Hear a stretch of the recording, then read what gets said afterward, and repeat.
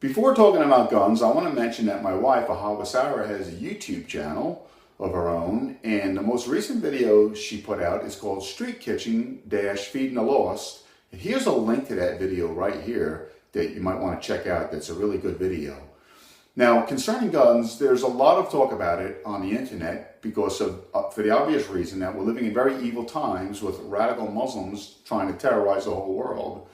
And Christians will defend having guns. And I don't have a problem with Christians having guns because many Christians, or all Christians, are at different levels of understanding and different levels of faith. Because in fairness to Christians who have guns, those with the right attitude are not having, they don't have guns to be aggressors with. They have guns to defend themselves with. However, there is a portion of scripture I want to mention that actually stands in opposition to using a carnal weapon to defend yourself. The word does say that the weapons of our warfare are not carnal, but they are mighty for the pulling down of strongholds. Now, in the Garden of Gethsemane, before the guards come and take Jesus, he says to the apostles, sell your coat and buy a sword. And Peter says, here's 2 swords right here. I think it was Peter who said that. And Jesus said that is enough. Now, I find that portion of scripture to be quite obscure because right after that, we see the guards coming to take control of Jesus, and Peter grabs one of the swords and he cuts off the ear of someone. And Jesus immediately says, stop that. He who lives by the sword shall die by the sword.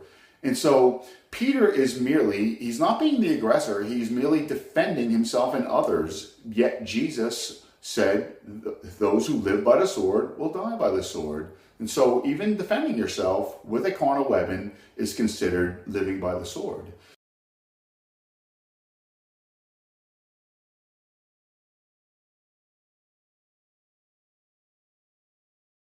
Now, the word also says, he who sheds man's blood will by man his blood be shed, something like that.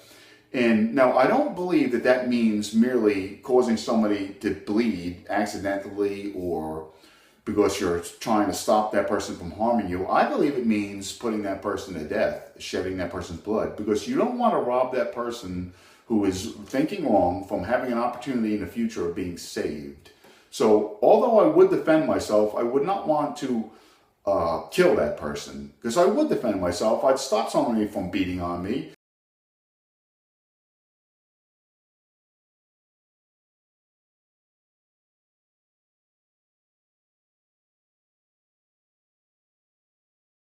And I would flee from somebody that wants to shoot me or stab me with a knife or whatever.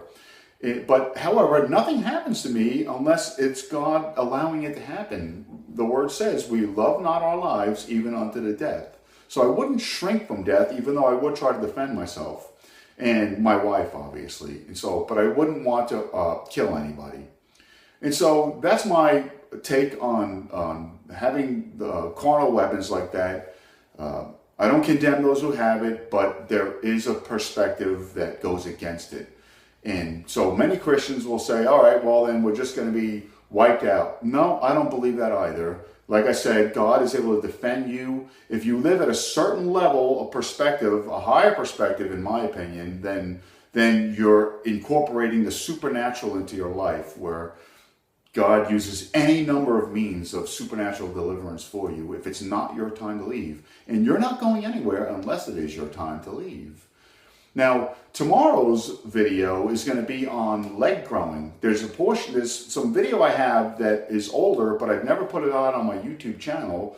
And it's going to show a leg growing situation. And I'm using this video to teach about techniques about leg growing and what to do and what not to do. And so watch for that video tomorrow and continue watching these 5-minute videos. I put them out 5 days a week at 5 p.m. Eastern Standard Time, 5-minute videos.